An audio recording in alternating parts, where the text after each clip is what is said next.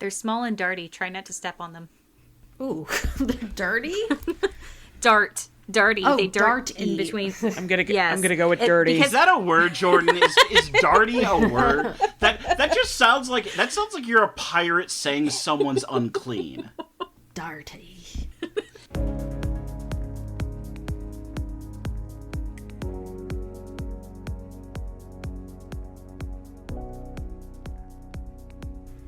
Hello, welcome to Bite Me Fanboy, a comics podcast. I'm Kate, I'm Tom. I'm Jordan. And I'm Kirsten. and today is a special episode where we will be discussing Free Comic Book Day. I am going to throw it over to Jordan for a little bit of a summary. All right. So, most important thing is Free Comic Book Day is always the first Saturday in May. It's basically a day where your local comic book store will have a selection of comic books that are specially printed and specially curated to give away for free. It started in 2002. It was actually proposed the year before by Joe Field, who is the owner of Flying Colors Comics and Other Cool Stuff. So he had originally published an article, with the idea to have a free comic book day to get more people interested in comics. So this was after a period where the sale of comics had seen a noticeable decline, and so they're trying to find ways to get people more interested in comics. And originally it was coordinated by Diamond Comic Distributors, which was one of the was the comic distributor up until 2025, when I believe that's when they officially declared bankruptcy. So right now, the rights to the Free Comic Book Day were acquired by Universal Distribution. So the first Free Comic Book Day, the one in 2002, was actually chosen as the date to coincide with the premiere weekend of the first Spider-Man movie. So the first of the original run, the ones with Tobey Maguire. And on that day, about 2 million books were given away at over 2,200 retailers worldwide. So this is not just a U.S. comic thing. And on the first comic book day, 4 comics were given away. So there was one from Marvel, Ultimate Spider-Man #1, one from Dark Horse Comics, Star Wars Takes a Jedi's Weapon, one from Image Comics, it was Tomb Raider 1.5, and one from DC Comics, Justice League Adventures #1. So now there are more comics from different distributors. So there have been 24 comics announced for 2026. And as I mentioned, it's the first Saturday in May. So this year it's going to be May 2nd. So it's not just giving away free comics. I will say not every local comic store may have all of the comics that have been announced, because they do still have to pay for them. So typically it's a discounted rate and they have to purchase a certain amount, but the comic store is going to still be out some cash because they're going to be providing you these comics for free. However, they also try to host different events to bring people in. So they are hoping you aren't just going to grab a free comic. You're going to stop and go, hey, I actually know that there's a store here now, which is fun. And you can maybe meet some people. So sometimes there are costume contests, there are raffles. A lot of times if there are local creators in the area, so this could be artists, this could be authors, they'll come into the comic shop and meet fans, or they might have signings. So that's always fun too. All right. So I know Tom and Jordan have both visited comic book stores on Free Comic Book Day. Kirsten, have you gone to that event? I have only been to a comic book store not on Free Comic Book Day. Got it. Okay. So then Tom and Jordan, what was your first experience with Free Comic Book Day? So, really, my first experience with Free Comic Book Day, I didn't really... So, I was not driving myself to many places for a very long time. I was midway through college when I started doing that. And actually, not midway, it was sophomore year. But anyway, so I didn't really have the latitude to do it unless I was walking to the place. And college, there was a comic book shop within walking distance of where I lived. There was a walking distance comic shop. and a walking distance game shop, and they both had stuff available.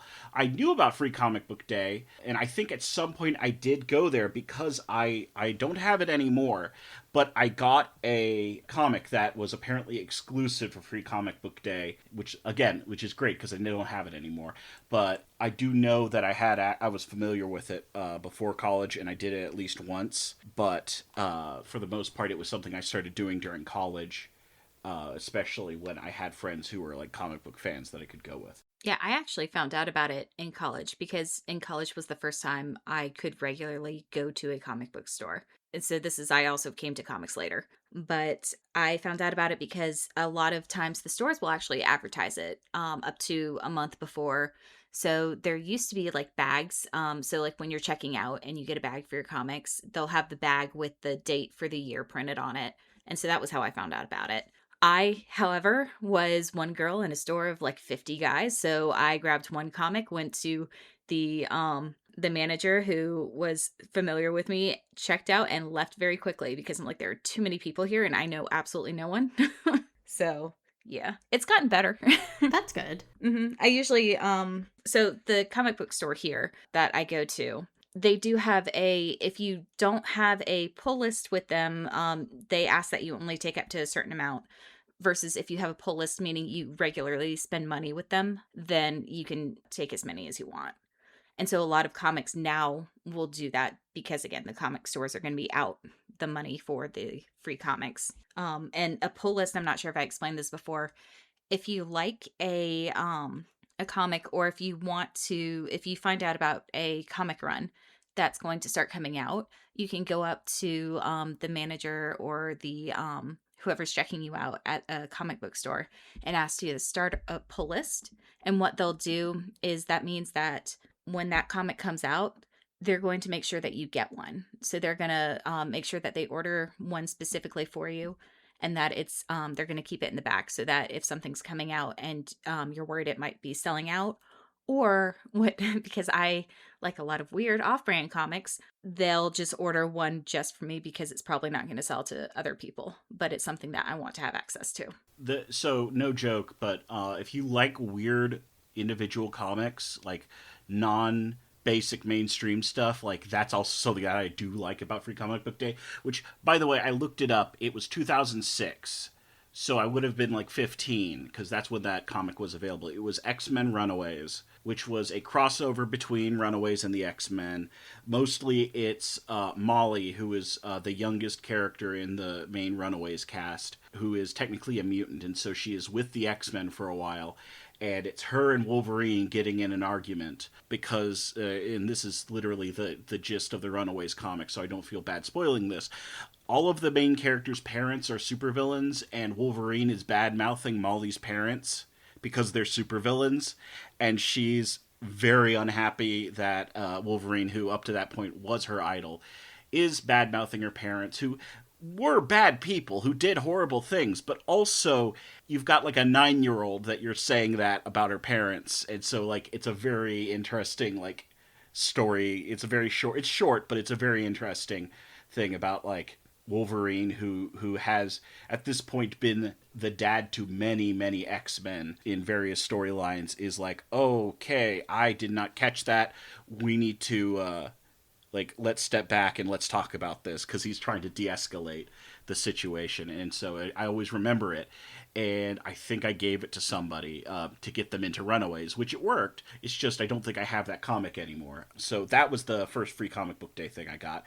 But barring specific issues like that, one of the things that I recommend for people is go for like weird indie stuff, especially because if you're getting something that's free, or at least just if you're getting something for free and you're getting something that's not mainstream, there's no real cost of like trying it. There was like 1 or 2 good Bloodborne comics for the series Bloodborne. None of them were the Eileen the Crow comic, which made me sad. That one makes me sad. But the one that I had, the one that I read for Free Comic Book Day. It's like half an issue, and I'm like, yeah, this is fun. And frankly, that was the best part of the comic, so, you know, of the entire series. So I just like the Free Comic Book Day thing for that. Also, if you like anything that's sold under the Archie umbrella, there's probably going to be some sort of Free Comic Book Day title where they're reissuing it. And so there's so much good, like, non-Big Two stuff that's great. I think one of my favorite ones recently. So I was not familiar with Source Point Press, but they did a one shot for the Winchester Mystery House for Free Comic Book Day. And I'm like, I love haunted houses and the story behind the Winchester Mystery House, which I need to visit one day. It's on my bucket list. And it was just a little one shot. It was really fun and I enjoyed it. And I would not have picked it up otherwise. So I kind of want to chicken and egg this. Was the Free Comic Book Day part of the reason that you got into comic books, or the other way around, you kind of got into comic books and then discovered Free Comic Book Day? I got into comic books and then discovered Free Comic Book Day. A lot of what you were talking about kind of had to do with the kind of wonderful treasure trove of free comic books that your store was giving out. So what is the best free comic that you've ever picked up, both of you? I mean, I'm gonna say the one I mentioned, the X-Men Runaways. Okay. Or yeah, it's literally, I just looked it up. It's literally called X-Men Runaways. That's probably the one that always stood out to me. But I like when they're doing like reissuing an older comic or a comic to get people into stuff. I definitely got a copy of Ultimate Spider-Man #1. It was not that Free Comic Book Day, but that one shows up every once in a while on Free Comic Book Day. I know I've seen it multiple times. Maybe it's just literally the comic book shop still had stock of it. But Ultimate Spider-Man, I was at the exact right age to enjoy that series. And that was one that I really enjoyed. Also, if you ever want to know why the Spider-Man musical is so weird, a lot of people think that like Andrew Lloyd Webber only read the first issue of Ultimate Spider-Man and then just made up the rest based on like a couple things very early on in the comic that are in dialogue. And I would not be surprised. Like the fact that Arachne in the Spider-Man musical shows up. Arachne from Greek mythology, because a guy is talking about her in Ultimate Spider-Man #1, like in a metaphorical sense, and then Andrew Lloyd Webber said, "Oh yes, Arachne from Greek mythology. She's a character in Spider-Man." So you know, if you ever want to know about why Turn Off the Dark is weird, we can also blame Andrew Lloyd Webber for not being able to finish the first issue of a comic book. Wait, that wasn't Andrew Lloyd Webber. That was like Bono or it was Bono and the Edge. Yeah, it's them. Yeah, not Andrew Lloyd Webber. That's the other guy. We could do an entire episode just based on Spider-Man Turn Off the Dark. Oh yes, you could say I am bouncing off the walls to talk about that one. Okay. That's the only song I remember from it. Yeah, there's a lot of cool stuff like that in Free Comic Book Day that you'll find. It's not going to be like you getting a big giant trade paperback of stuff for free, unless the comic shop is really cool about that sort of thing. And some of the publishers will also have like little snippets within one issue. So like instead of having a full issue of one comic, like I have a Critical Role one shot as well as a Witcher one shot that Dark Horse put into one comic. So it's just like little snippets that they'll put together just to kind of give you a taste of like what they're going to have in the next like season coming out.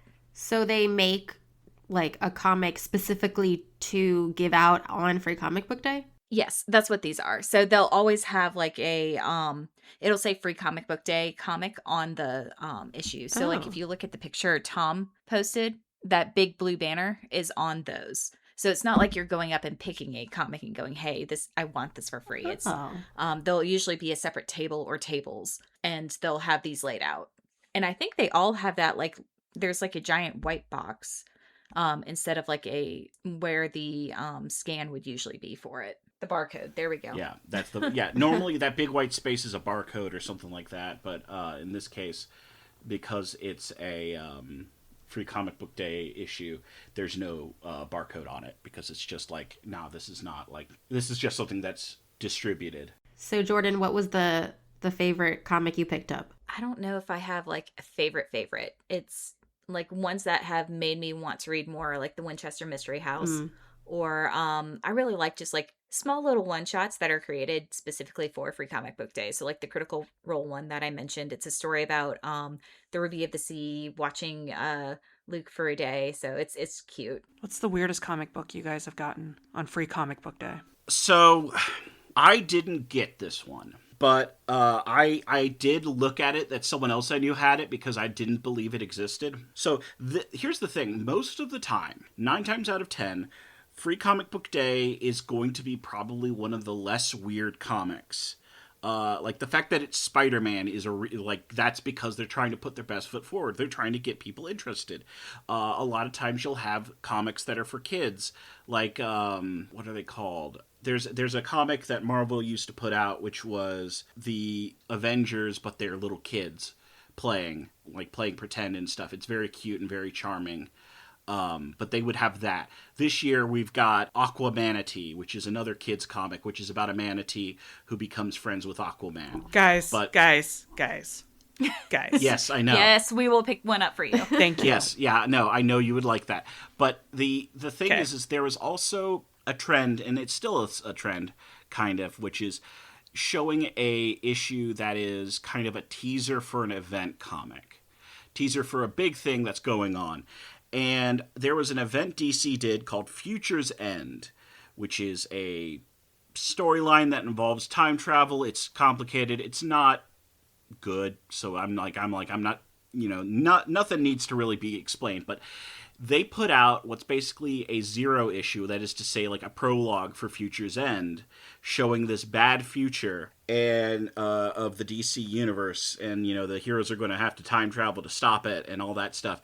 And it is one of the, it is dark, gross, and weird and uncomfortable, and there's some weird stuff with the art where I'm just there's some body horror that also happens to involve, how do I say this nicely? Body horror, but the artist made very sure that the woman's face was very pretty when she was undergoing the body horror, which makes me very uncomfortable because I'm just that feels a little, tugging at my collar as I look at it. And like I said, and that was put out as a Free Comic Book Day special for DC Comics. Like I said, there's all these kids comics and stuff like that are being put out there. And I don't want to be the ghost of Frederick Wortham on this, but just it is so weird. It was so weird that this dark, gross, and violent comic was DC saying, here's Free Comic Book Day, everybody. This is going to be here with the Archie Spectacular and the Tiny Avengers comic, and a lot of stuff that we put forward that are to get kids and get new readers into comics. And it's a comic where a guy who is undead has people's body parts and faces sewn into him, Frankenstein style. And you're just what even, who put that out there? Who thought this was a good idea for Free Comic Book Day? Because Marvel has done stuff where it's not a kid's series, but it's who killed this character? Oh, it's a murder mystery. And that's their prologue, is oh, there's a murder mystery going on and we got to figure out what's going on. That's what Marvel would do, and it did with their event comic solicits. And Future's End is just so thoroughly, it is a comic where I'm just did that really happen, or am I misremembering it? And no, it did, unfortunately. That is the weirdest Free Comic Book Day comic I've seen. Jordan. See, I'm like Tom. I don't necessarily. They're not putting out weird ones on purpose. Typically, I would love good weird. I would love good weird. So, I'm looking for if I've heard about a comic series and I haven't read it before, but they have one for Free Comic Book Day, I'll definitely pick it up and see if I like it, or if there's something I'm not expecting. I wasn't expecting the Winchester Mystery House one. I saw, hey, I know that that's a haunted house. I want that.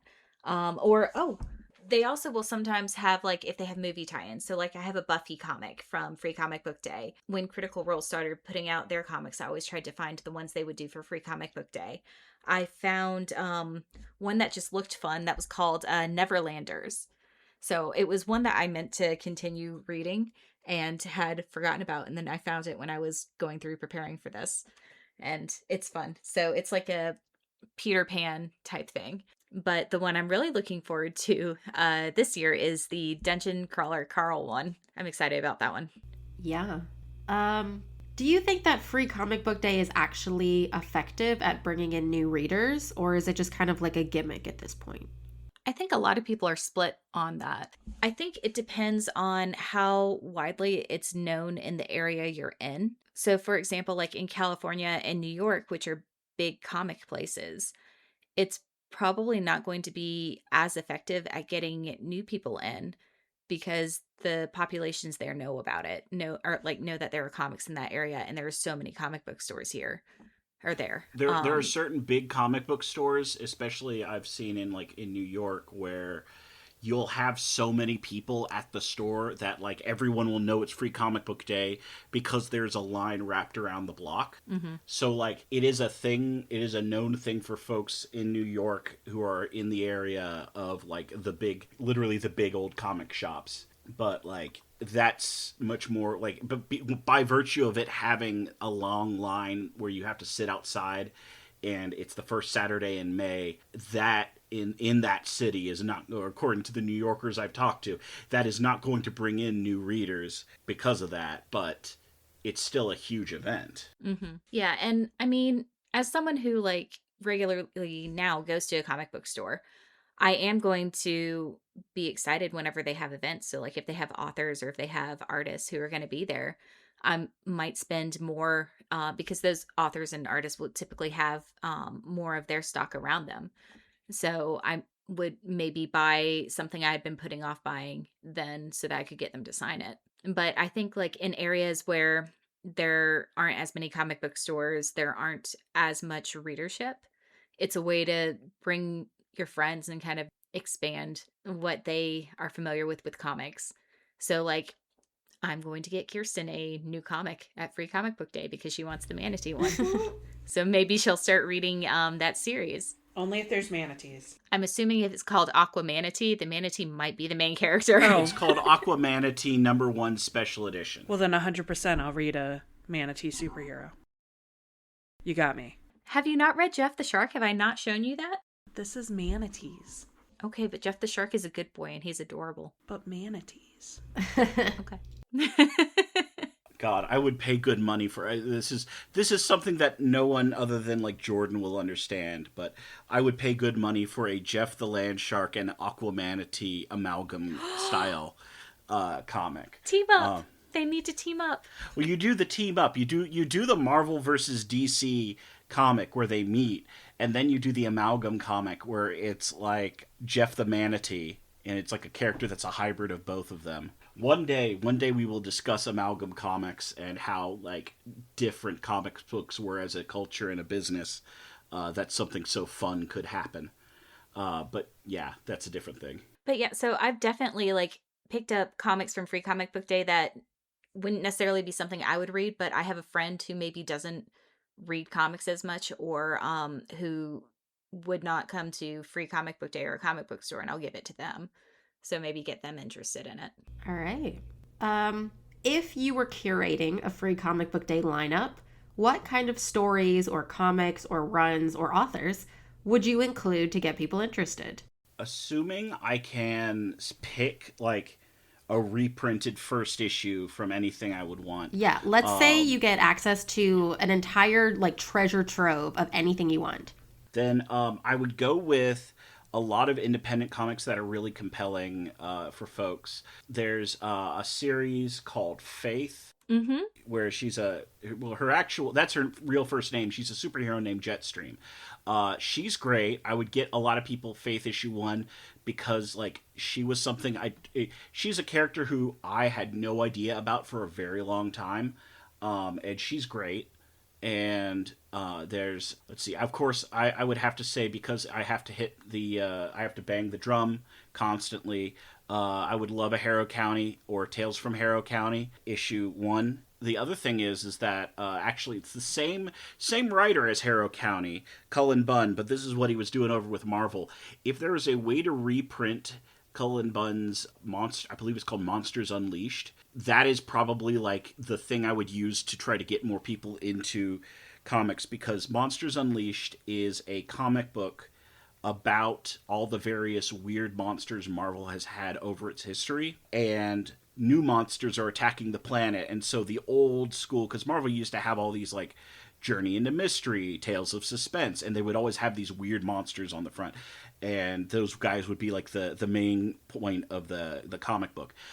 They all come back in his Monsters Unleashed story, and it's really fun, and it's centered around a little kid who likes to draw giant monsters. I definitely don't have something like that I identify with in that kid, but like legit, if you're an older comic book person who like knows comic books and stuff, you'll be like, oh yeah, I know these characters, I've seen these guys in older comics. But if you're a kid, you're like, oh hey, there's this kid who can draw monsters and make them come to life on paper. Like that sounds really fun, and it's something that equal parts is appealing to adults, appealing to kids, and it's not a needlessly, as far as I can remember, it's not a needlessly dark story or anything like that. It's just like, look at these fun, weird monsters. Isn't it fun to have them, fight like you're watching one of the middle era Godzilla movies from the Showa era? Jordan? I'd probably stay away from superheroes, especially from the big four. So if I had any superhero comics, they'd be from some of the smaller labels. So people could still have superhero comics, but I try to show more diversity in the comics. So have some mystery comics, have a couple horror comics because I love horror. But Invincible. That's a superhero that people should have as first issue because that's a good series. Invincible #1 would be great for Free Comic Book Day. yeah, but I just use it as a way to showcase comics that might not necessarily get picked up because people tend to aim for what's safe if they're buying a comic. So I use it as a way to say, hey, here's something new and fun you can try with very little consequence. Just a couple minutes of your time. Yeah, it's mystery comics are a big thing. Like if you really pointed out something that's really good. There are a lot of good like crime and thriller comics that people don't see a lot of because they're in that weird space where they don't have the level of the over the top colors and gonzo-ness of something like, a superhero comic. They're normally like, especially if it's one of the neo-noir comics and that sort of thing, they're going to be kind of understated and giving people an option to see that. Like given putting out like the first issue of Criminal by Ed Brubaker, because I guarantee you there's so many people who love the Winter Soldier as a character and all that and would love to see more stuff by that author. And they had no idea this guy wrote an entire noir series. All right, Kirsten, let's say that you can pick any lineup of manga. What would you want to have for free manga book day? They do that, by the way. There is manga available, like individual chapters for Free Comic Book Day sometimes. Really? Excuse me? Yes. Yeah, so Udon Entertainment, it looks like, has Journey to the West that they're considering as like the manga pull Journey for to this year. the West. There's going to be the Street Fighter Forever. I think that's what it is. That's going to be one, and the Mega Man comic is also going to be there this year. Okay. I mean, if you're trying to get people to go to a comic book store, you'd probably just want like one of every genre. So like one shonen, one shoujo, maybe like a horror one. So I don't know. There's a lot of options. Okay, this like piqued my interest. So for shonen, which one would you choose? I would choose My Hero Academia. Okay, everybody can play. Oh, if I could play too, if I'm picking a shonen, so actually, okay, no, rather than a shonen, here's what I would I'm going to skip to horror because this is a series. The manga, it's because it is how I've learned about horror manga.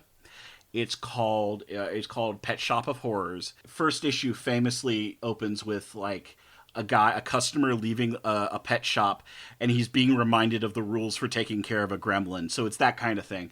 But each issue, each chapter is episodic. It's its own story of like people going to this place. It's kind of like in a Twilight Zone-y way. They have to either learn a lesson when they take this pet home, learn a lesson about themselves, or something terrible is going to happen to them because of the pet. And there are parts of it that are more horrifying than others. Like, there's one that is just straight up a good story, like a good wholesome story about a girl who's a blind girl who gets what's ostensibly a guard dog, but he's a seeing eye dog that is a former guard dog. and that's actually a very sweet story. And then there's like stories about people who can't learn, and the people who can't learn have meet bad ends. But you get a good story from that, which is something I read when I was in middle school, and that was about the right age for it. Like, you're like 11, 12. Like, that's the kind of age group for Pet Shop of Horrors, and like I would definitely put out a chapter of that as a free comic book day special, because I did not know about horror manga at the time, and that really, really stood out to me, especially reading the first volume of that, because there's some really absolutely fantastic art in it. Yeah, no, but I would definitely do that. If I'm going with something that's more like, I think the word is shoujo oriented, there's always different Sailor Moon series going on. I would definitely put out something that would give people a place to start with Sailor Moon. Not even necessarily the first issue of the current series, but like something that is a story or an issue that is a good starting point for Sailor Moon. I agree with that. Also, if there's a good Pokemon manga going on, like, that is going to be great. There was one that was really good for a while, based around the games. It was not based around the anime, so Ash was not part of it. There was one character who was like representing each game. So that's why, like, Ruby and Sapphire were both on a Pokemon journey, and then they meet another kid named Emerald, because those were the names of the games. And so instead of having like one character on the journey, it's 3 characters because they all represent the different games. That was like a really good series that was like a lot of kids really got into back when that was first coming out. I think it was literally just called like Pokemon Adventure, but I would definitely go with something like that. Kirsten, do you have any other thoughts? I would probably pick something that was like soon to come out in anime. So like my favorite, it's not shoujo, it's Shonen. no, I guess Seinen. it's like a josei series, but it's called Red River, and it's a much older manga. But they're making it into an anime now, which is odd, but I would put something out like that. It took forever to get Dungeon Meshi into an anime. And same thing with Venus and the Biscuit Hammer. That took forever to get into a manga or an anime, and maybe it should have taken a little bit longer. If you see the anime, they like that needed a little more time in the oven. But yeah, I think you hit a really good point. Adaptation coming up soon. Yeah, that's smart. Jordan, do you have any opinions about this? So I've always really liked Speed Racer. So growing up, Oh. I watched that before I knew it was anime, and there is a current series. So I want to say it's about Rex though, or Racer X. But yeah, I mean, I think that would be fun, just because there is a comic, and for people who grew up watching the anime. Yeah. Would you do any like young manga, like for example? Because I know, Tom, you mentioned Sailor Moon, but like any like young ones to kind of draw in the younger crowd? I think the Pokemon manga I was mentioning definitely was geared for like elementary school age kids, but I remember kids really enjoying it, and like I appreciated it for what it was, but I was like just over the age group for when it would have been my thing. But there's when it comes to manga for kids, there's a lot of very good like gag and humor manga that don't necessarily go as like big epic anime TV shows, because they're much more smaller gag based stuff. And I cannot think of the name of him, but there is an anime of him, but he's the little white rabbit guy who's a big circle.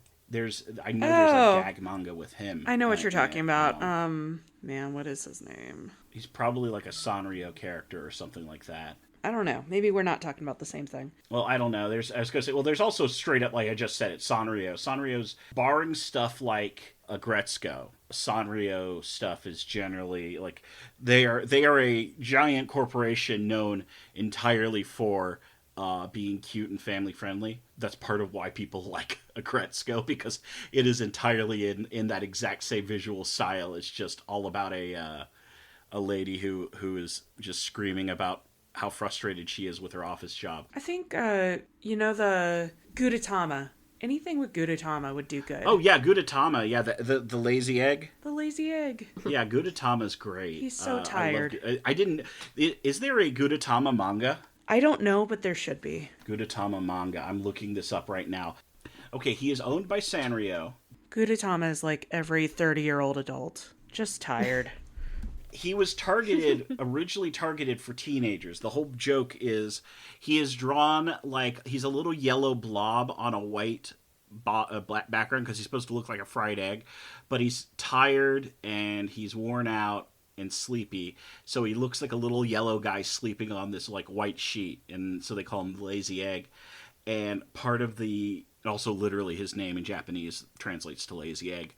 But he's supposed to be just the sleepy teenager, but all the tired millennials who are like working themselves to exhaustion, really he is a mood. Like everybody, literally every person I know who has worked in healthcare has had a Gudetama meme at some point. 100%. It's very like accurate. Apparently, is there? Apparently there is like a Gudetama. It's called Gudetama Love for the Lazy. Take my money.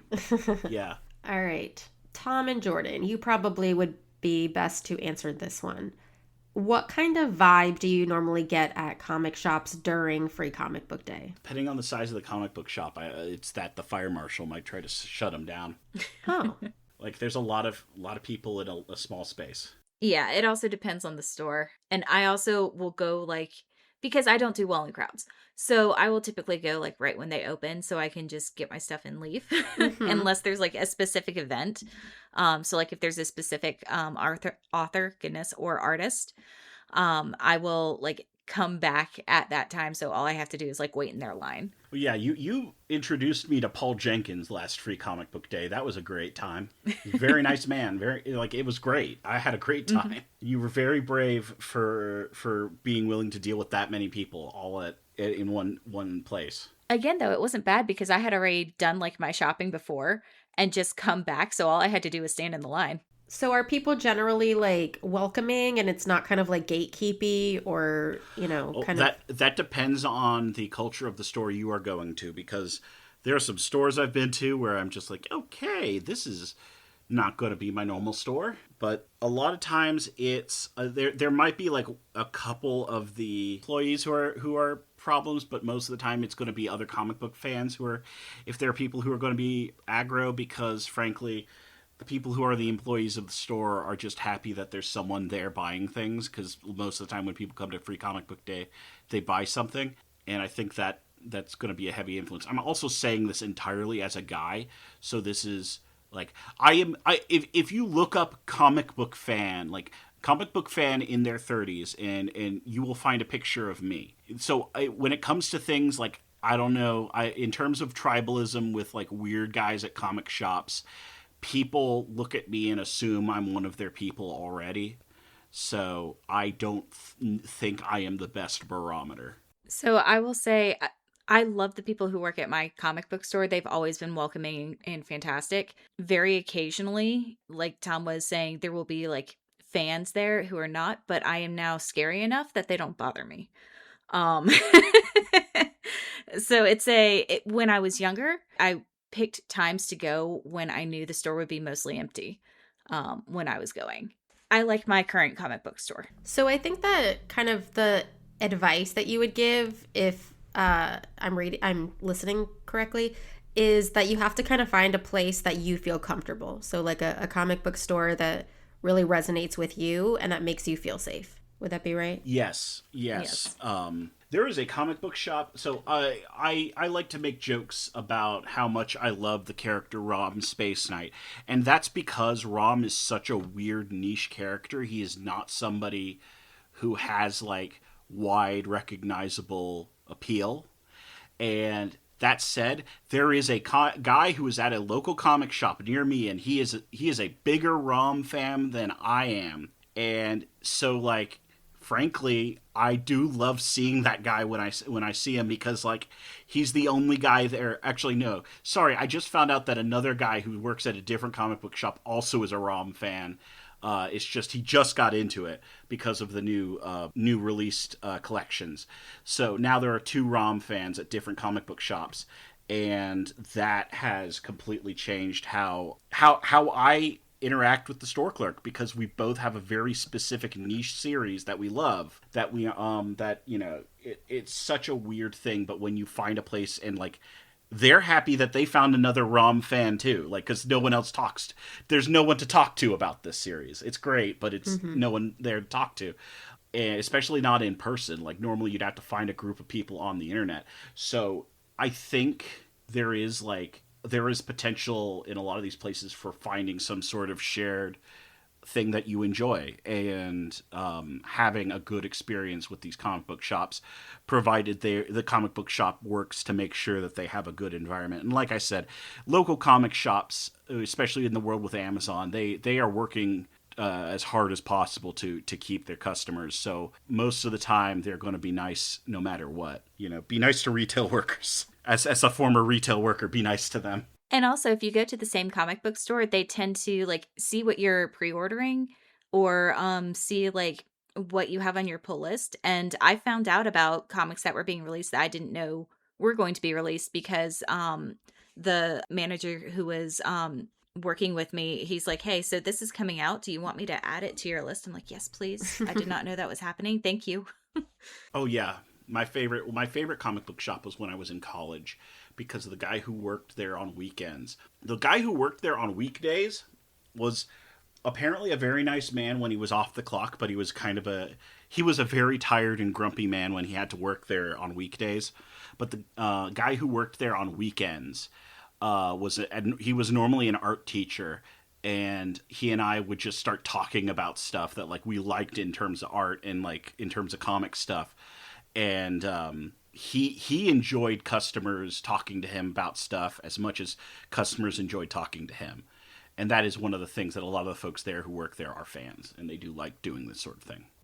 So if somebody were to go, would you give them any advice? And if so, what advice would you give them? Be kind. There's going to be a lot of people, and a lot of nerds either get very excited about things or also get very overstimulated. And so be patient with the people there, because I can deal with, so from my own experience, I can deal with large crowds of people for a very limited amount of time before I start getting severely overstimulated. And then any of my patience is out the window, because I'm like, I just have to get out. So yeah, go early. Especially if there's a like very specific comic that you want, to make sure they don't run out. Yeah, that is the big thing, because a lot of times, especially some, like you mentioned, I think early in the podcast, you said some stores have a limit on how many comics you can pick up, and that is a big thing. And that's something you need to just kind of like go, if you go early and you can do that. But the other thing is also, a lot of folks take their children to these events. So, and I say this because a lot of comic book shops are not wide open spaces. They don't have a lot of huge space inside. A lot of them are kind of, at least in my area, are really kind of tight in there. So it's one of those things where like I do my best to be cognizant of anyone who might be smaller than what I would be thinking of when I'm walking around, because the last thing I want to do is ruin the day and like bump into some kid and knock him into a bookshelf or something like that. I don't want to ruin times for kids, because those are going to be the future comic book fans that get into all this stuff. So They're small and darty. Try not to step on them. Ooh, they're dirty. Darty. Oh, they dart darty. in between. I'm gonna Yes. go with Is that dirty. a word, Jordan? Is darty a word? That just sounds like you're a pirate saying someone's unclean. I just picture like them running underneath the table legs. Yes. Because yeah. No, I was going to say no. And That they is just- exactly they where my appear. brain goes. Is kids hiding under tables? Because a lot of times these free comic book days, they'll set up like extra tables to have the new stuff on. And that's really when you got to pay attention. There was also a comic book shop that I loved going to, that involved, because it was a converted home, it had a bunch of steps everywhere. And so Free Comic Book Day was a bunch of kids running around with steps. And so everybody was like, literally everybody in the entire comic shop at a given time, whether you were an employee or a customer, was like keeping a side eye on the kids that were running around to make sure nobody fell downstairs. Yeah, that's asking for injuries. Goodness. Well, they had basically everything. It was like someone went through with those little like rubber things to cover corners of tables, and they just used that. They just used that material for everything in the stairs area, wherever there were stairs and everything like that. And I'm just like, oh, these people know how to childproof. Mm-hmm. Yeah, but I mean, this is a great event for them. So make sure that they can enjoy it too. Don't step on the children. All right. Do you think that store employees like the event? I think it depends. And I think the kinder you are to them, the better their day is Yeah. going to be as well. Yeah, no, be nice to retail employees, especially. This is like comic book Black Friday, you know? Yeah. So basically, be nice to the people who work there. They're doing you a service, they are helping you in your life. There's no reason to be rude. Yes. And then finally, how has Free Comic Book Day changed over time? It used to be a lot smaller. Okay. It was made to coincide with Spider-Man, so when Marvel movies were coming out after 2002 and onward, that's why a lot of Marvel movies would have a early May release date. It was like coordinated. So like at the very, very beginning, it was kind of a Marvel thing. And I will always remember that the day after Avengers came out was Free Comic Book Day, the first Avengers movie, the one that was like the huge, crazy surprise success because no one expected that movie to work.